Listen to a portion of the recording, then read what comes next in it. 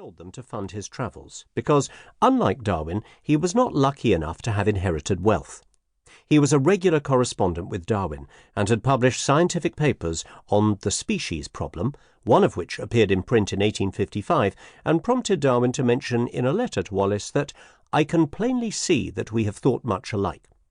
When Darwin realized just how much alike, his instinct was not to ward off his rival, but to let Wallace publish and take all the credit.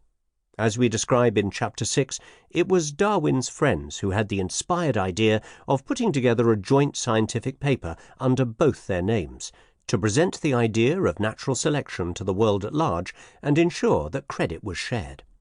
By 1859, evolution by natural selection was an idea whose time had come.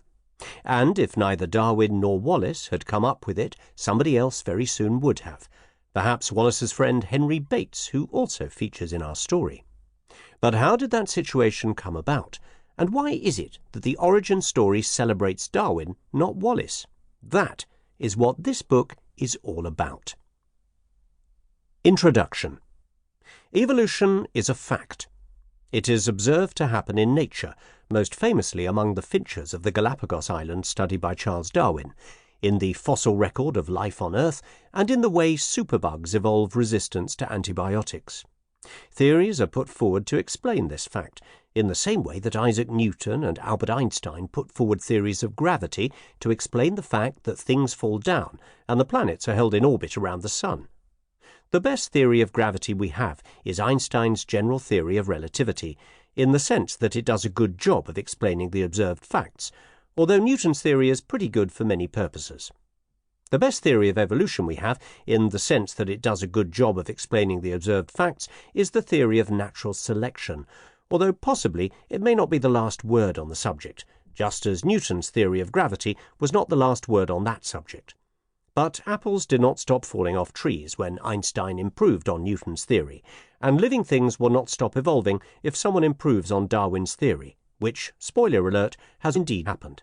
So this book is not really about the origin of evolution, but about the origin of ideas about evolution, which would not have made such a snappy title. As this implies, the theory of evolution by natural selection did not spring fully formed and unprecedented from the brain of Charles Darwin. The idea of evolution had been around in various guises since the time of ancient Greece, and even natural selection, the key to Darwinian evolution, had been half seen, as if through a glass darkly, by some of his predecessors and contemporaries, while one of those contemporaries, Alfred Russel Wallace, saw it as clearly as Darwin did. Nor did theorizing about evolution stop with what Daniel Dennett called Darwin's dangerous idea. Our aim is to put that idea in its proper context, showing how it built on what went before and how it was further developed in the 20th century through an understanding of genetics and the biochemical basis of evolution into the so-called modern synthesis and beyond.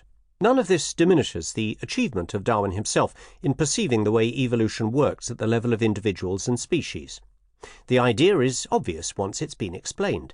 As Thomas Henry Huxley, Darwin's bulldog, commented when he first learned of the theory, how extremely stupid not to have thought of that. But, as is well known, hindsight has 20/20 vision, and it required great insight to be one of the first to think of that.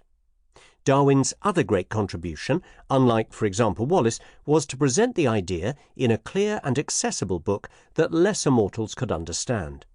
He deserves his recognition as the primary proponent of the idea of natural selection, but, as we hope to show, his contribution was one link in a chain that extends back into antiquity and is still being forged today.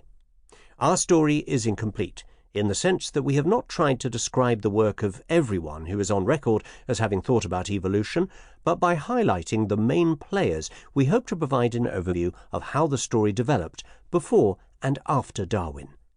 John Gribbin and Mary Gribbin, April 2019. Part 1. Ancient Times. Chapter 1. Through a Glass Darkly.